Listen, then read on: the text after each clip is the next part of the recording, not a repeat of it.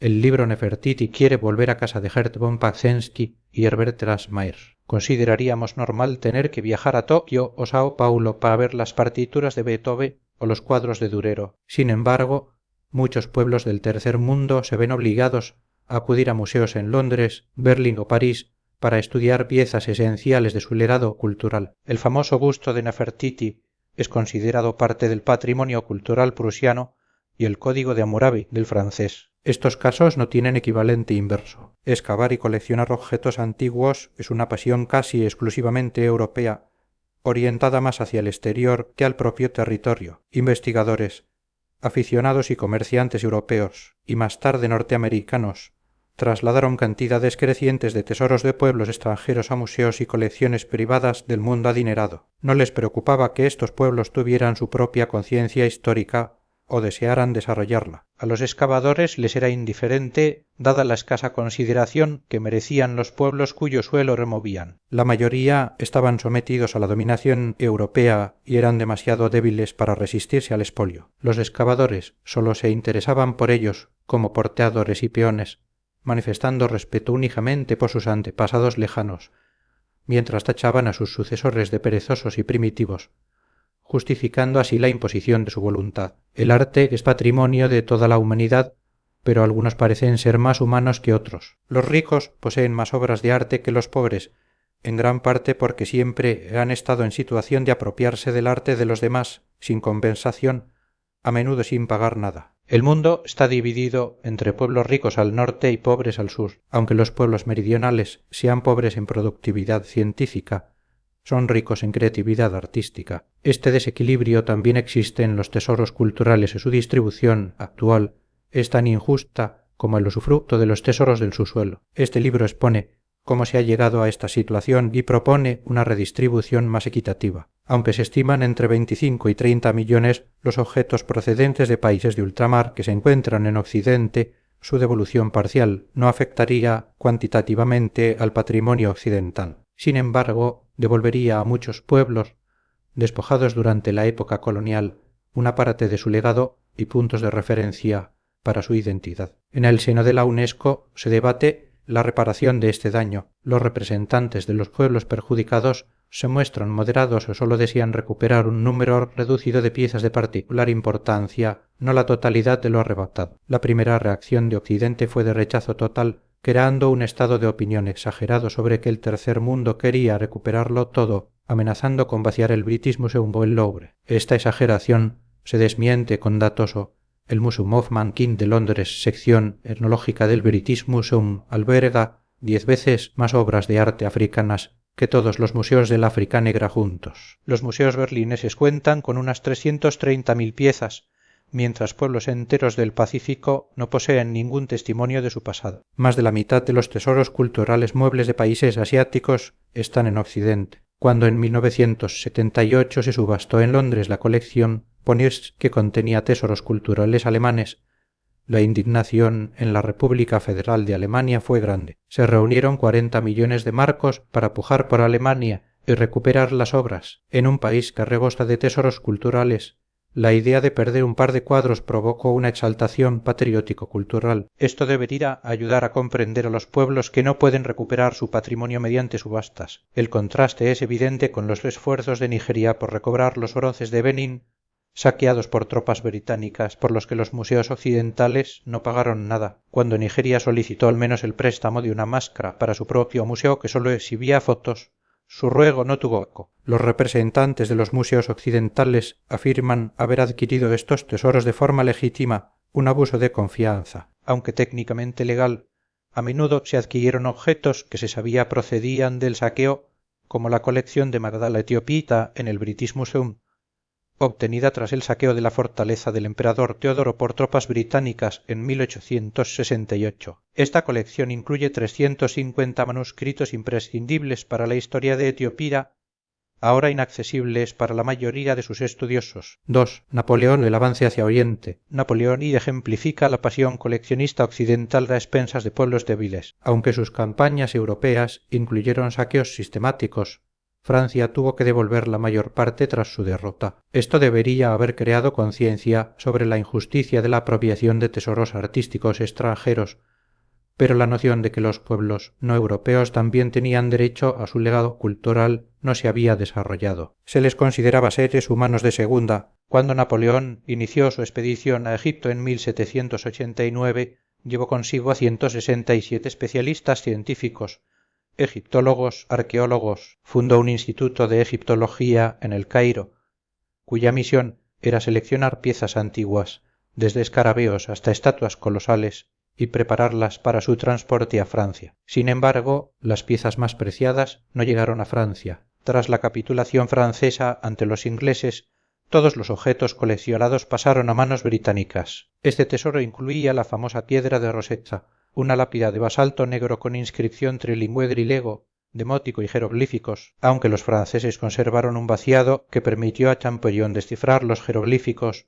El original fue a parar a Londres, junto con unas 30 esculturas colosales. Esta colección obligó a reformar el British Museum y constituyó la base de su sección egipcia. A nadie se le ocurrió consultar a las autoridades egipcias o turcas. El general Turner describió la piedra de Rosetta como un digno trofeo de las armas británicas, obtenido no del pillaje de nativos indefensos, sino como noble conquista. Esta es la evolución del ennoblecimiento de las conquistas coloniales a la pieza fue obtenida por la fuerza de los franceses, quienes a su vez se la apropiaron a los egipcios. El conservador del British Museum, T.G.H. James, incluso empleó la palabra confiscada para describir la obtención de la piedra. La expedición napoleónica, a través de sus publicaciones, despertó en toda Europa un enorme interés por Egipto, lo que se tradujo en interés por sus objetos antiguos. Una luz de buscadores de tesoros y de excavadores franceses, ingleses y de otras naciones acudió al país, comprando por poco dinero o simplemente desenterrando. La demanda provocó la aparición de saqueadores de tumbas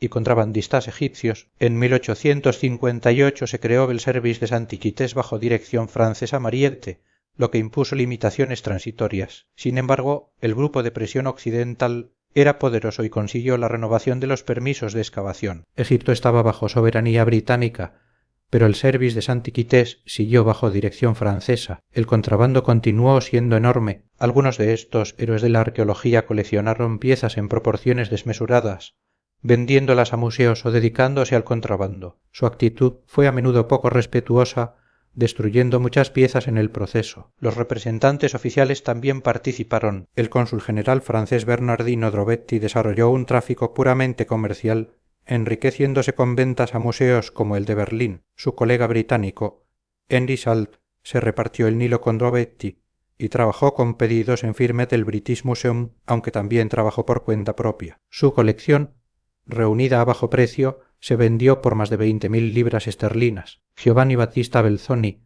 el mayor transportista, reunió piezas para Salt y el British Museum, incluyendo la cabeza de Ramsés II de 7 toneladas. Belzoni describió sus propios métodos brutales y la destrucción de momias. Era un proveedor al mayor sin pretexto científico. Científicos de renombre también acumularon cantidades asombrosas. Carl Richard Lepsius, director de la expedición científica prusiana 1842-1845, gozó de plena libertad gracias a una carta del rey Federico Guillermo IV al Jedive Mohammed Ali. El botín, más de 15.000 piezas, fue embalado en 200 cajas y fletado a Berlín. Auguste Ferdinand Francois Mariette, fundador del Museo Nacional de Egipto, frenó la salida de tesoros después de haber sido del mismo un Saulo. En 1851, mientras buscaba antigüedades para el Louvre, descubrió el Serapeum y se llevó clandestinamente 7.000 objetos a París, contraviniendo su permiso. Como Saulo, dinamitó innumerables tumbas del Imperio Antiguo,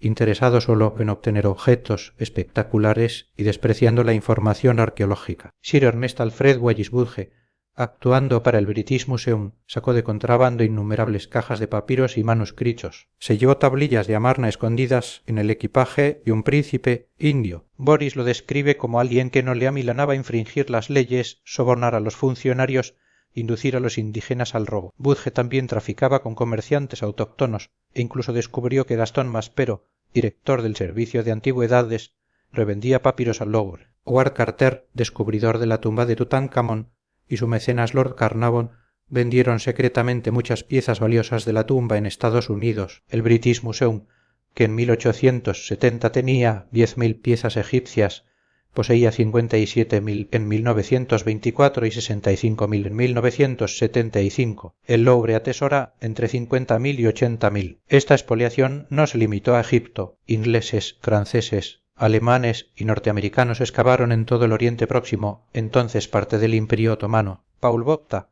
cónsul francés en Mosul, excavó el palacio de Sargondos en Josabad, enviando esculturas aladas y tablillas uniformes al Louvre. Sir Austen Henry Layard, financiado por el British Museum, excavó 4 palacios en Nirrud y se llevó docenas de esculturas, miles de tablillas y otros objetos, sanos y salvos, a casa, incluyendo los colosales toros alados. Layard y su ayudante Rassam enviaron 26.000 tablillas a Londres entre 1849 y 1854, aunque muchas llegaron dañadas por el mal embalaje. Rassam, actuando con autorización turca obtenida por Layard, ahora comisionado en Constantinopla, excavó 8 sitios simultáneamente, enviando millares de piezas, incluyendo 50.000 tablillas, sin mantener un registro arqueológico fidedigno. Ernest de Sarzec, vicecónsul francés, descubrió las estatuas de Gudea ahora en el Louvre. Excavó sin permiso, sacó clandestinamente los hallazgos y destruyó templos buscando tablillas. Sus peones vendían los hallazgos a traficantes de Bagdad,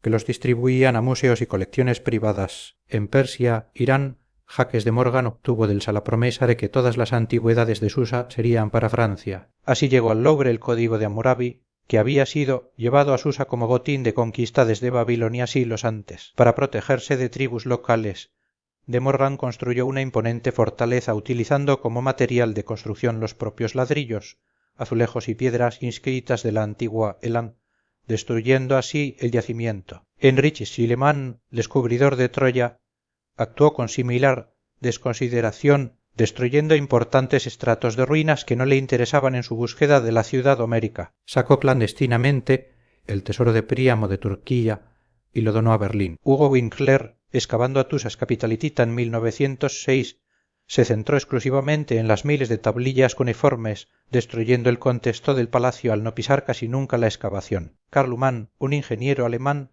contactó con los museos de Berlín para excavar Pérgamo, asegurando así el traslado del altar de Pérgamo a Berlín con el beneplácito turco. 3. La mutilación del Partenón. El debate sobre la legitimidad de la propiedad de tesoros obtenidos en la época colonial es central en la actualidad. Los pueblos africanos, asiáticos y latinoamericanos se sienten despojados, pero el caso también afecta a pueblos europeos como Grecia. Uno de los casos más famosos es la mutilación del Partenón, el traslado a Londres de los frisos y otras piezas de la Acrópolis, conocido como los Elgin Marbles, mármoles de Elgin, ha sido un motivo de discordia entre Grecia y Gran Bretaña durante casi 2 siglos. En este caso, los turcos, que ocupaban Grecia convertida en provincia otomana desde 1505, ofrecieron el manto protector a la conciencia de Occidente. Tomás Bruce, séptimo conde de Elgin, fue nombrado jefe de la legación británica en Constantinopla en 1799. Llegó con la intención de obtener vaciados en yeso y dibujos de las esculturas del Partenón, llevando consigo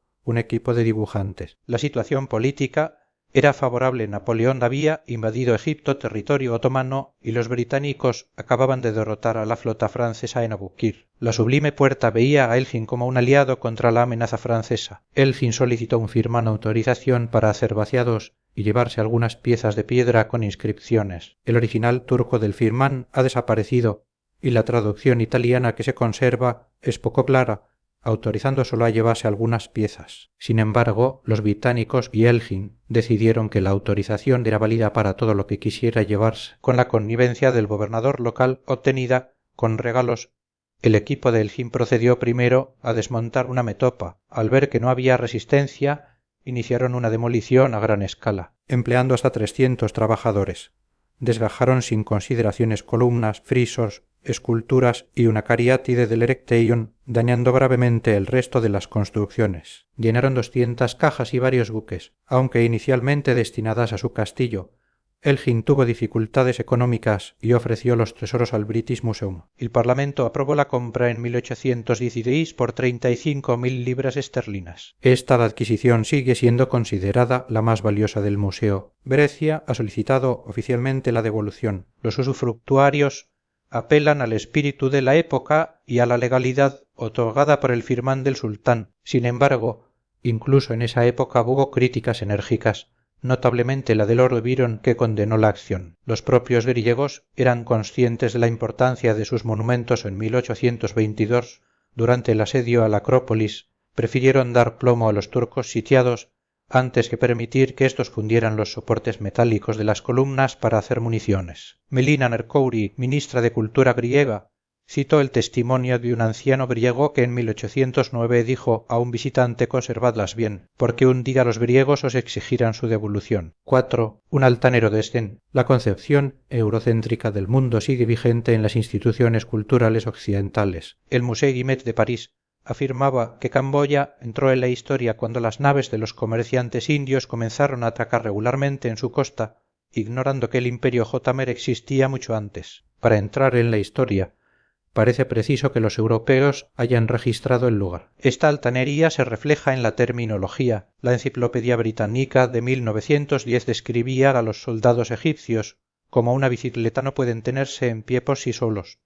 Resultan muy útiles bajo el control de un amo inteligente. El altanero desdén colonial se manifiesta en los argumentos contra la restitución. El principal es que los países en vías de desarrollo no están capacitados para conservar su propio patrimonio. Se citan condiciones catastróficas, falta de conservación, inestabilidad política y desinterés. Este argumento ignora quién es el responsable de esa situación. La política cultural de las potencias coloniales fue funesta. Cuando el Zaire Congo-belga se independizó, solo 16 congoleños tenían título universitario, ninguno útil para un museo. Las potencias coloniales se esforzaron por no educar a las élites autóctonas, consideradas rebeldes. Los museos eran considerados innecesarios, a menos que hubiera una población blanca suficiente. El colonizador impide primero el desarrollo cultural para después reprochar a los colonizados su atraso y presentarse como el salvador de su patrimonio. Este argumento de la superioridad en la conservación es puesto en duda por la propia negligencia occidental. El Linde Museum de Stuttgart, cuyo director se oponía vehementemente a la devolución, tuvo sus colecciones en depósitos inadecuados durante décadas. La Federación Alemana de Museos denunció que se estaban destruyendo fuentes históricas en Alemania por proyectos urbanísticos. Durante la Segunda Guerra Mundial, los museos europeos perdieron cientos de miles de objetos, como los 200.000 libros y manuscritos perdidos por el British Museum en los bombardeos alemanes. El British Museum perdió de vista las puertas de bronce de Balaguer en sus almacenes durante 76 años, 1880-1956. Los museos occidentales están sobresaturados. En el Museo Etnológico de Frankfurt se acumulan 40.000 objetos, la mayoría sin posibilidad de ser exhibidos. En Italia, casi 3/4 partes de las existencias de los museos públicos están en sótanos. Además, los museos occidentales no son inmunes al robo. La Interpol registró miles de robos en museos, iglesias y galerías europeas en los años 70. Los expertos occidentales a menudo catalogan erróneamente las piezas. El ministro de Cultura de Liberia,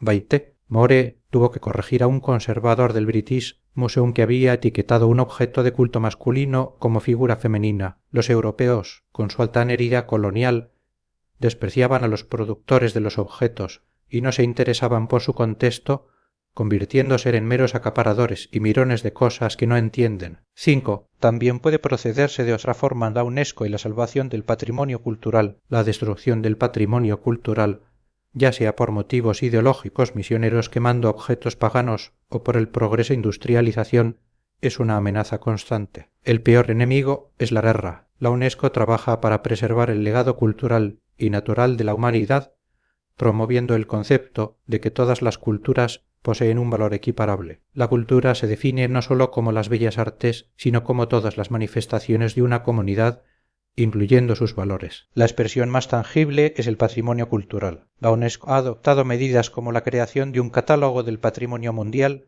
comprometiendo a los países a su protección. Aunque los criterios para definir el valor universal extraordinario son complejos, la catedral de Aquisgrán más universal que la isla de Gorée, símbolo de la esclavitud. Se ha logrado un consenso. En casos urgentes, la UNESCO organiza campañas internacionales. La más famosa fue la campaña de Nubia iniciada en 1960 para salvar los monumentos egipcios amenazados por la construcción de la presa de Asuán. Gracias a la colaboración internacional se exploró el territorio y se trasladaron templos enteros como Abu Simbel, Calabsa y Fail. El proyecto tuvo un coste de 13 millones de dólares. Otra campaña exitosa fue la restauración de Borobudur en Java, Indonesia, el mayor monumento budista del mundo. El templo, dañado por terremotos y volcanes, fue redescubierto en el siglo XVIII por Thomas Stamford Raffles. Tras su hallazgo, los holandeses permitieron un saqueo a gran escala. Las terrazas se usaron como cantera y un funcionario regaló 8 carretas de esculturas al rey de Xi'an en 1896. La campaña de la UNESCO, iniciada en 1973, desmanteló el templo pieza por pieza, limpió las piedras y lo reconstruyó sobre una base de hormigón con sistemas de drenaje. No todas las campañas tienen éxito, a menudo por falta de fondos o por motivos políticos. La salvación de Mohenjo-Daro, Pakistán, una de las culturas urbanas más antiguas, 2500 AC, está amenazada. Sus ruinas de adobe se están desmoronando convertidas en polvo salino debido a la subida del nivel freático causada por un canal de regadío construido en 1932. A pesar de los esfuerzos, la campaña no ha recaudado los fondos necesarios. Las campañas para Vietnam y Angkor Wat, Kampuchea, también fracasaron debido al boicot político de Occidente a los gobiernos de esos países, dejando los monumentos a merced de la selva y el saqueo. André Marraus, futuro ministro de Cultura de Francia, fue uno de los saqueadores de Angkor, siendo arrestado en 1923 por intentar robar 7 bajorrelieves del templo de Banteay Rey para venderlos en Estados Unidos. La UNESCO también se enfoca en la preservación de núcleos urbanos vivos como Fez, Marruecos, o el Cairo antiguo, intentando equilibrar la conservación con las necesidades de los habitantes. En el Cairo, la tarea es monumental. 450 de los 620 monumentos protegidos están en peligro de ruina debido al abandono, el uso de cemento en las reparaciones que destruye el adobe y, sobre todo, la subida del nivel freático y las filtraciones de un sistema de alcantarillado defectuoso que satura los muros de sales destructivas. Un proyecto modelo, aunque no de la UNESCO, fue el de Bhaktapur, Nepal, financiado por Alemania. El proyecto, iniciado en 1974, pasó de ser una restauración puramente técnica de templos a un proyecto de desarrollo integrado, involucrando a la población. Se reconoció que no se podía preservar una ciudad medieval si sus habitantes vivían en la pobreza, sin sanidad y con una alta mortalidad infantil. El proyecto evolucionó para incluir mejoras sanitarias, educativas y el fomento de la artesanía local. 6. La llamada de la Ruta de la Seda. Las expediciones científicas de saqueo no dejaron intacto ningún rincón de la Tierra. A finales del siglo XIX, las expediciones se adentraron en el Asia Central China siguiendo la Ruta de la Seda hacia reinos budistas como Khaotan y Turfan. Franceses Dutreuil de Reims, ingleses y rusos cónsules en Kashgar compitieron por los manuscritos. El más famoso fue Sir Aurel Stein, húngaro al servicio británico, que en 1900 inició sus expediciones al Turquestán chino. Su botín fue inmenso al hallazgos de 70 yacimientos, incluyendo terracotas, sedas y documentos en lenguas olvidadas. Su hallazgo más sensacional fue en Tunuan Cuevas de los Mil Budas, donde convenció a un monje taoísta para que le diera acceso a una cueva sellada 9 siglos atrás. Esta cueva no corría ningún riesgo de destrucción, el clima seco la había conservado perfectamente. Stein, con ingenio, determinación y buena suerte, según el British Museum, persuadió al monje para que le confiara una parte. Se llevó 7000 rollos manuscritos y cajas de pinturas. Entre ellos estaba el Diamond Sutra, Sutra del Diamante del año 868,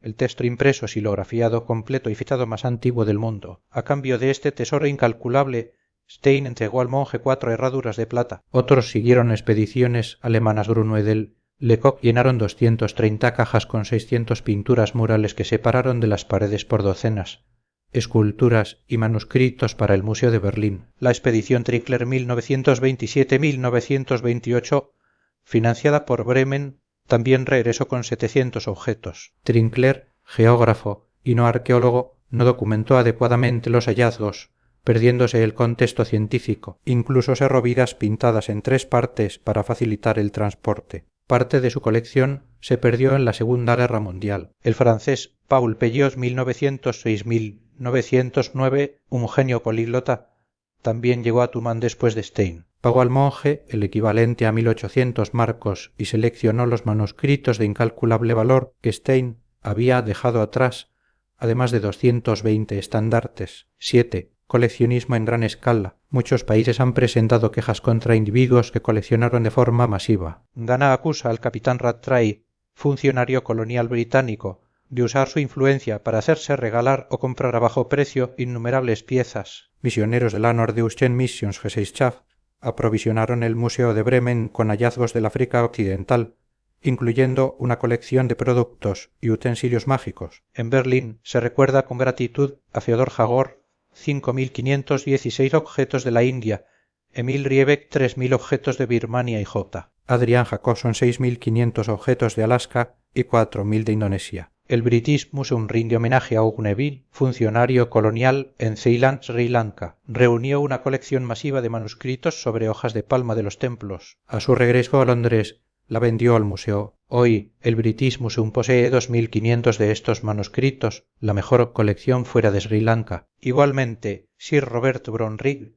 gobernador de Ceilán, se llevó la extraordinaria estatua de bronce chapada en oro de la diosa Tara siglo X. La versión oficial del museo es que la encontró en la selva, la versión de los descendientes es que la sacó de un templo. La familia del general Charles Stuart, que sirvió en la India 1777-1828, donó al British Museum 115 esculturas que él había coleccionado, en parte arrancadas de templos considerados ruinas. El capitán James Cook reunió un rico botín en sus viajes al Pacífico 1767-1779, incluyendo armas, telas y tallas que constituyeron la base de la colección etnológica del British Museum. Otros navegantes hicieron lo mismo. El capitán alemán Paul Ebert, en su libro de memorias, describe cómo coleccionaba armas, máscaras y objetos de uso cotidiano en las islas del Pacífico, a menudo a cambio de tabaco en rama o papel de periódico que los nativos apreciaban para fumar. La expedición hamburguesa a los mares del sur 1908-1910 procedió de forma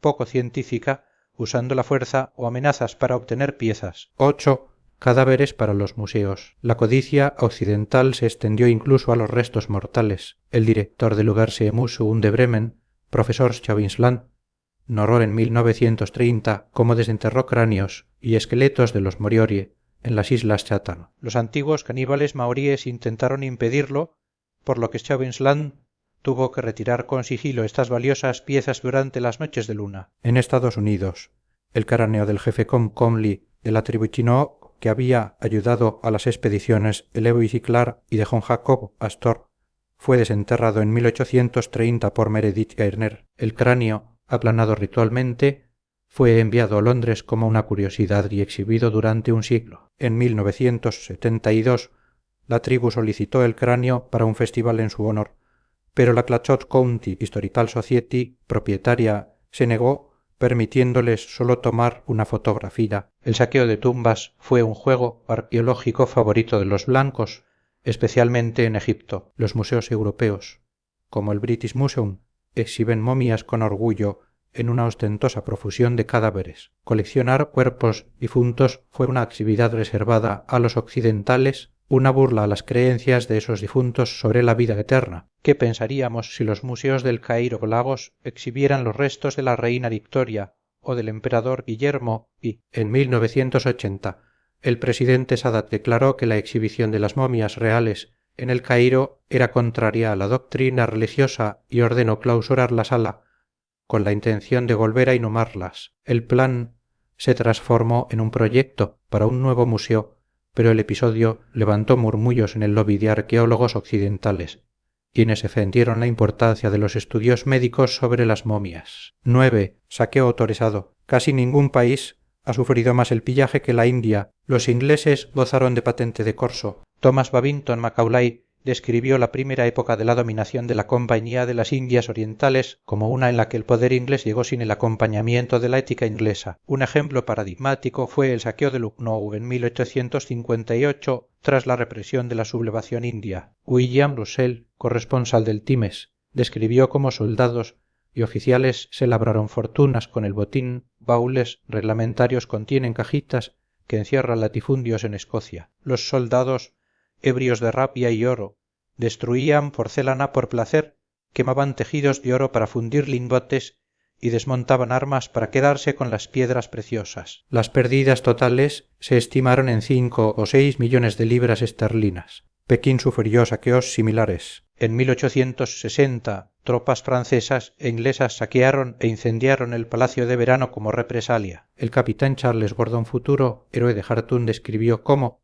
tras el saqueo, todo fue pasto de las llamas, y como cada soldado recibió 48 libras y una parte del botín. El comandante de esta operación fue Lord Elgin, el hijo del hombre, que mutiló el Partenón. En 1900, durante la rebelión de los Boxers, tropas europeas, incluidos alemanes y japonesas, volvieron a saquear Pekín. El oficial alemán von Waldersee escribió: todos participaron afanosa y ávidamente en el pillaje. Los alemanes y franceses se repartieron los valiosos instrumentos del Observatorio Imperial de Pekín. Aunque Alemania tuvo que devolver su parte por el Tratado de Versalles, la parte francesa sigue en París. 10. El saqueo de Benín. El reino de Benín actual, Nigeria, ofrece un ejemplo paradigmático del pillaje por la fuerza. Los primeros navegantes portugueses ya dieron cuenta de su esplendor, un gran palacio y templos con cabezas de bronce y colmillos de elefante. En el siglo XIX, los británicos intentaron forzar a Lobarrey a firmar un tratado comercial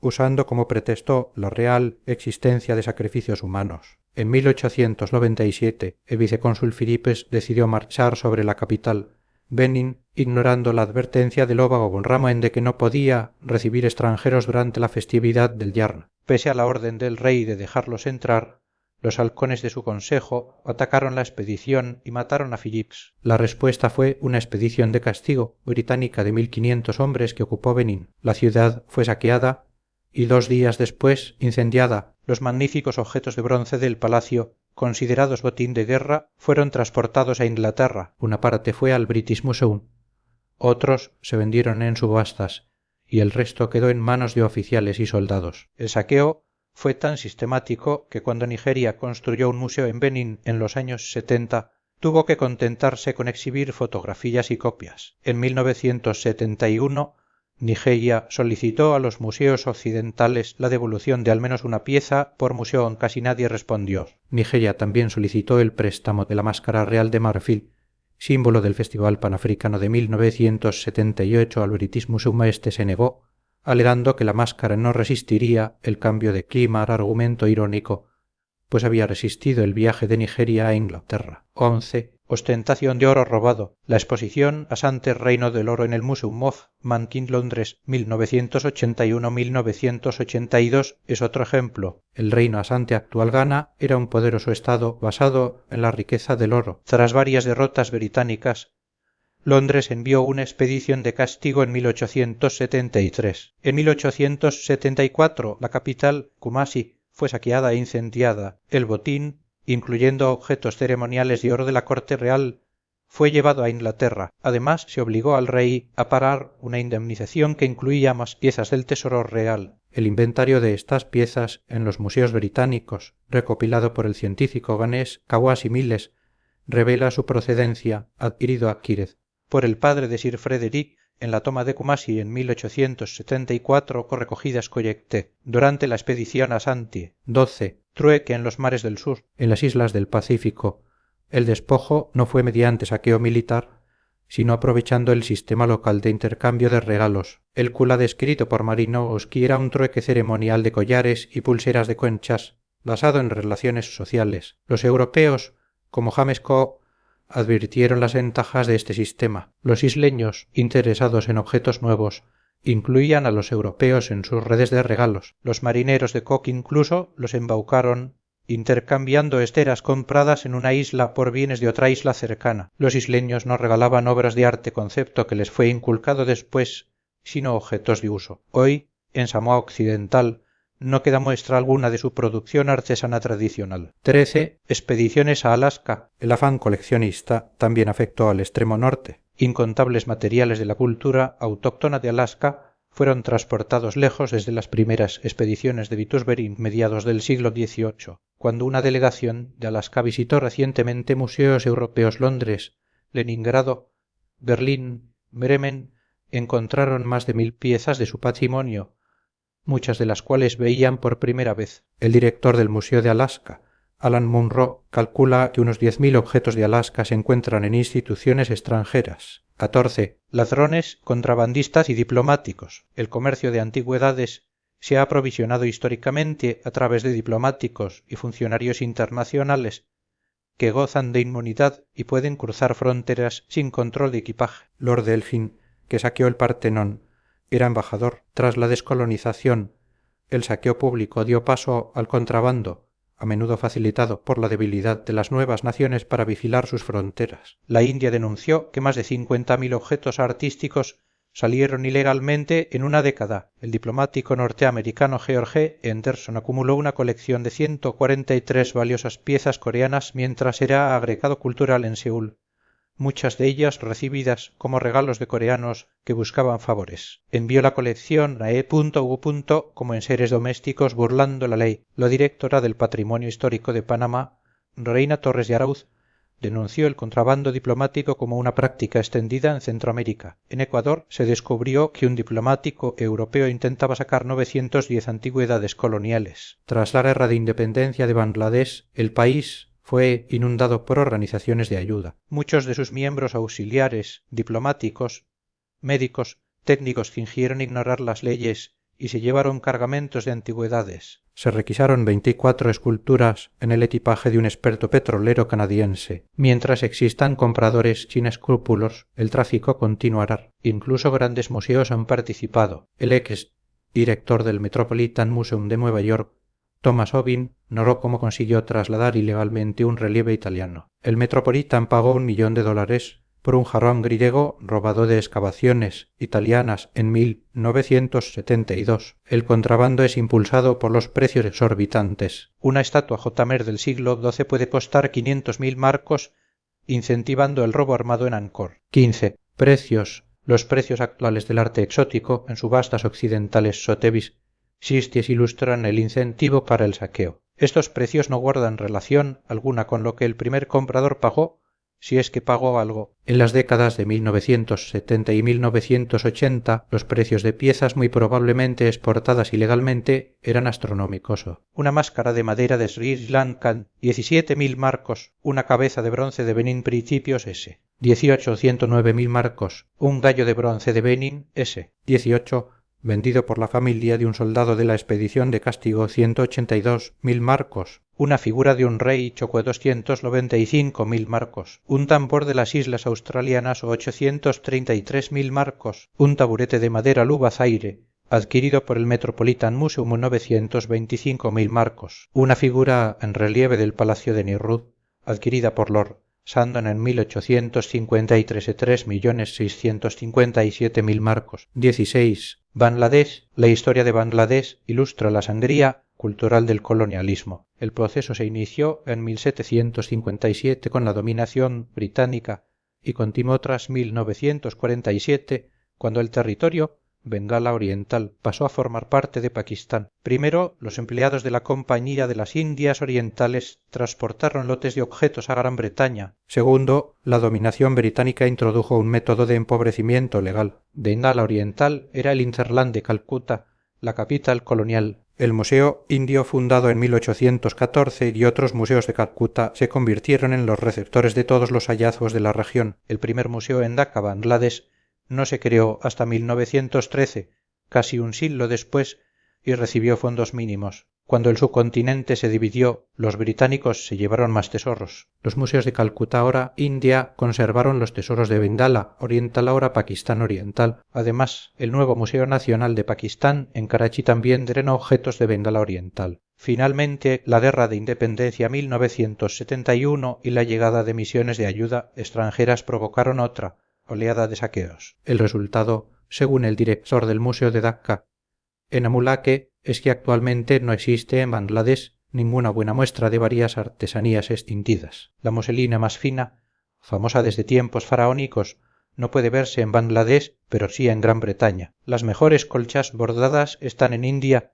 y E.U. casi todos los 30 manuscritos iluminados 700.200 veces. Están en el extranjero, el único manuscrito que narra la fundación de Dakkā-S. 17 está en la Biblioteca Nacional Francesa. El mihrab central de la mezquita de Chota Sona fue arrancado y trasladado al Royal Scottish Museum de Edimburgo. 17. Pueblos sin archivos. Los documentos políticos y archivos de un pueblo también forman parte de su patrimonio cultural. Quien quiera estudiar la historia de Bangladesh bajo dominación británica debe ir a Londres, no a Daca. En 1980, Sotheby's subastó los Codrington Papers 8.000 documentos sobre la esclavitud en las plantaciones de azúcar de Antigua y Barbados. Estos archivos, que documentan la historia de cómo los esclavos enriquecieron a Gran Bretaña, están en manos de sus antiguos dominadores. El gobierno de Antigua intentó impedir la subasta, pero el gobierno británico no pudo hacer nada. Argelia sigue esperando los archivos de la época colonial francesa. Antes de su retirada en 1962, los franceses se llevaron al menos 400 toneladas de documentos. Estos archivos contienen datos prácticos, mapas, catastros, reservas minerales. Su ausencia obligó a Argelia a gastar millones en reconstruir esa información. 20 años después, Francia devolvió 30 cajas, la mayoría de la época anterior a la invasión francesa. 18. Devolución problemática. Existen 3 objeciones principales contra la devolución del patrimonio: obstáculos psicológicos, dificultades legales y cuestiones prácticas, la supuesta incapacidad de los países solicitantes para conservar los objetos. Los propietarios actuales se resisten a ser puestos en evidencia por adquisiciones ilegales, por lo que niegan la ilegalidad. Por ello que la UNESCO, las potencias occidentales Francia, Alemania presionaron para evitar el término restitución, que implica apropiación ilegal, y sustituirlo por devolución. Se acordó usar restitución solo para casos posteriores a la ratificación de la Convención de la UNESCO de 1970. Con ello se elude la responsabilidad moral. El argumento legal es el mayor obstáculo. Se alega que los objetos se adquirieron bajo las leyes coloniales vigentes en la época, o que los hechos han prescrito. El argumento práctico se centra en la primacía del objeto. Su conservación es lo fundamental. Se repite que los países solicitantes no tienen museos adecuados o que podrían volver a vender las piezas. Sin embargo, de estas objeciones se desmoronan. La noción de un legado cultural de la humanidad implica que todas las culturas tienen derecho a definir su propia identidad. Los países peticionarios no piden la totalidad, solo aquellos objetos particularmente significativos cuya ausencia les resulta sumamente dolorosa. La UNESCO ha creado un comité interestatal para mediar en las devoluciones y ha desarrollado un cuestionario detallado para que demandantes y poseedores expongan sus argumentos. Los países poseedores, especialmente europeos, se resistieron a este cuestionario, viéndolo como un interrogatorio policial. Grecia y Sri Lanka han sido los primeros en utilizarlo. La UNESCO también promueve la cooperación, ayudando a los países a crear infraestructuras, museos, formación de restauradores y a redactar leyes de protección. Muchos museos occidentales han adoptado el código ético del ICOM, comprometiéndose a no adquirir objetos cuya procedencia no esté clara. 19. Derecho internacional y colonialismo. La noción de que los bienes culturales obtenidos por la fuerza deben devolverse no es nueva. Cicerón atacó a Berro por el saqueo de Sicilia. El Congreso de Viena, tras la derrota de Napoleón, obligó a Francia a devolver gran parte del botín. El Tratado de Versalles, tras la Primera Guerra Mundial, obligó a Alemania a devolver objetos apropiados décadas antes, como los del Observatorio de Pekín saqueado en 1901, o el cráneo del sultán Macau de la colonia alemana de África Oriental. Estos precedentes tienen 2 inconvenientes: afectan casi exclusivamente a estados occidentales y fueron impuestos por vencedores a vencidos. No tienen en cuenta las guerras coloniales, donde al colonizado no se le reconocía ningún derecho. La descolonización y la supremacía numérica del tercer mundo en la ONU han cambiado la perspectiva. Ahora se plantea la cuestión fundamental: si el colonialismo no representó un crimen del mismo orden que la agresión nazi,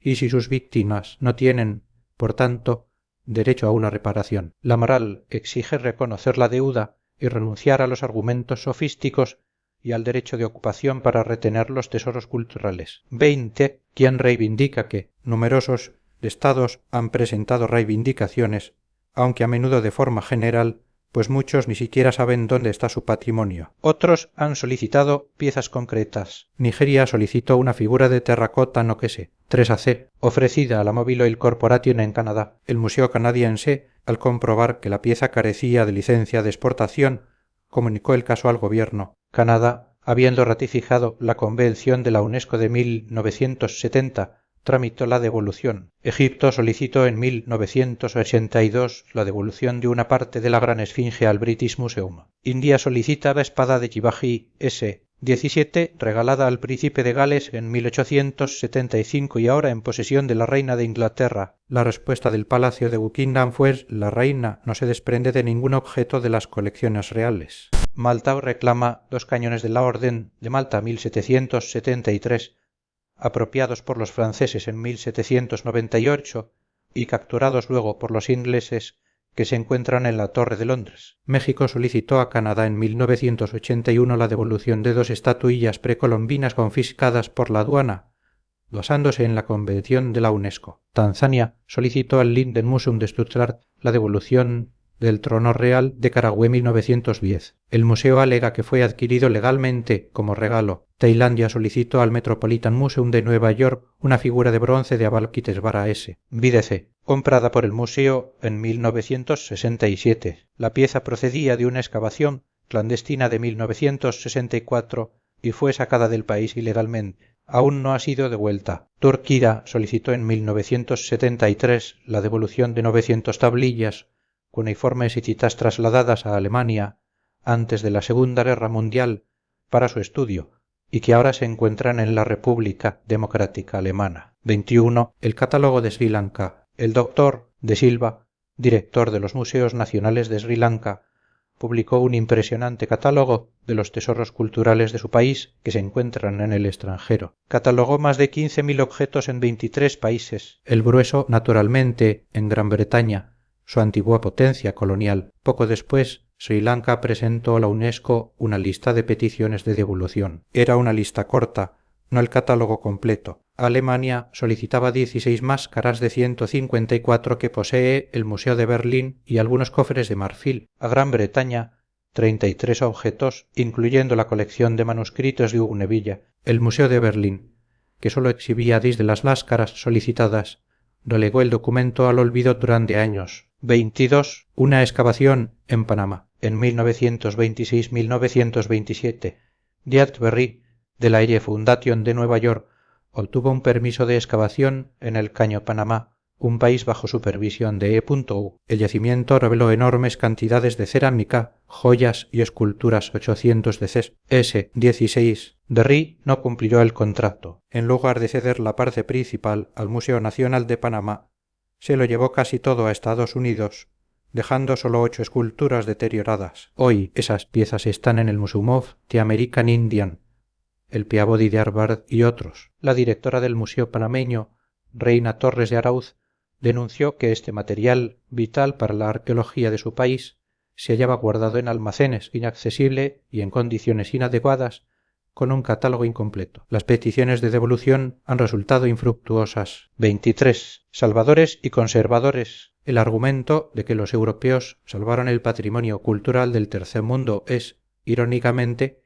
refutado por el caso de Borobudur, Indonesia. El templo, abandonado en el siglo X, fue redescubierto por el británico Thomas Stamford Raffles. Tras su hallazgo, los holandeses permitieron el saqueo a gran escala. Las terrazas se usaron como cantera para carreteras e ingenios azucareros. Un funcionario holandés regaló 8 carretas de esculturas al rey de Siam. Los descubridores fueron los destructores. El caso más extremo de destrucción fue el de los conquistadores españoles en América. Pizarro extorsionó a Atahualpa, haciéndole llenar 3 habitaciones de oro y plata, y luego lo asesinó. Los españoles, interesados solo en el metal, fundieron todos los objetos y joyas en lingotes, en lo que se considera la mayor destrucción sistemática de patrimonio cultural perpetrada por europeos. La mayoría del oro precolombino en los museos actuales procede del saqueo de tumbas. La hipocresía de los herederos de este pillaje es evidente. Se arrogan el derecho a decidir sobre las reivindicaciones de los expoliados, argumentando que ofrecen mejores condiciones de conservación. Sin embargo, los museos occidentales también fallan en su supuesta misión conservadora. El Linden Museum de Stuttgart, cuyo director se oponía a la devolución, tuvo sus colecciones en depósitos inadecuados y sin catalogar durante décadas. El museo perdió el 10% de sus existencias en los bombardeos de la Segunda Guerra Mundial, incluyendo piezas que habían estado almacenadas sin estudiar. El tesoro de Troya, Schliemann, y 400 piezas de Benin desaparecieron de los museos berlineses en la guerra. El British Museum perdió 200.000 libros y manuscritos. Incluso en tiempos de paz, el British Museum perdió de vista las puertas de Balawat en sus almacenes durante 76 años 1880-1956. Los museos están sobresaturados, solo el 30% de las existencias de los museos públicos italianos es accesible al público. El resto se acumula en sótanos. La seguridad también es deficiente. En los años 70, Francia registró miles de robos en museos e iglesias anualmente. Los museos occidentales, además, fracasan en su misión educativa. A menudo exhiben objetos exóticos sin explicar su contexto o con descripciones erróneas. El Musée Guimet y el antiguo Museo de las Colonias en París, ahora Museo Nacional de las Artes Africanas y Oceánicas, son ejemplos de esta altanería, exhibiendo el botín colonial bajo inscripciones que glorifican a los conquistadores. Los especialistas de los países de origen acusan a los conservadores occidentales de ignorar el significado real de las piezas que exhiben. 25 ejemplos alentadores. A pesar de la resistencia, se han producido devoluciones significativas, sentando precedentes importantes. Bélgica tras la independencia del Zaire-Congo y la reivindicación de Mobutu. En 1973, Bélgica acordó un plan de restitución. El acuerdo 1970 implicó no solo la devolución de material etnológico de Tervuren, sino también la ayuda belga para crear la infraestructura museística en el Zaire, formación de personal, redacción de leyes. Países Bajos negoció con Indonesia a partir de 1974. El acuerdo 1975 preveía la devolución de objetos de particular valor histórico, como el tesoro de Lombok y la estatua de Sindasari. La devolución se efectuó en 1977-1978. Australia ha desarrollado una política consecuente de devolución a Papúa Nueva Guinea, antigua colonia alemana administrada por Australia. Tras varios escándalos de saqueo por parte de australianos, el gobierno financió el nuevo Museo de Port Moresby y promovió la devolución de colecciones. El Queensland Museum devolvió la vasta colección MacGregor 5.000 bis 1.000 piezas y el Australian Museum devolvió un tambor ceremonial a Vanuatu. Nueva Zelanda, este país, tiene un doble papel lucha por recuperar el patrimonio maorí robado por Cook y otros, y al mismo tiempo es poseedor de patrimonio de otras islas del Pacífico. Ha logrado repatriar colecciones maoríes como la colección Oldman en 1948 y ha comprado piezas clave en subastas, como el dintel de Teca, colección Ortiz en 1978. También ha devuelto objetos a las islas Cook, Fiji y las islas Salomón. Sudáfrica, en un caso inusitado, 1981, el gobierno del apartheid devolvió al recién independizado Zimbabue los 8 pájaros de piedra de las ruinas del Gran Zimbabue. Las piezas, símbolo nacional del nuevo país, habían sido sacadas por exploradores Karl Maut J.T. Bent y se encontraban en el South African Museum por mediación de Cecile Rhodes. La devolución se gestionó entre museos como un intercambio, los pájaros por una colección de insectos, para evitar obstáculos políticos. Los amerindios N.U.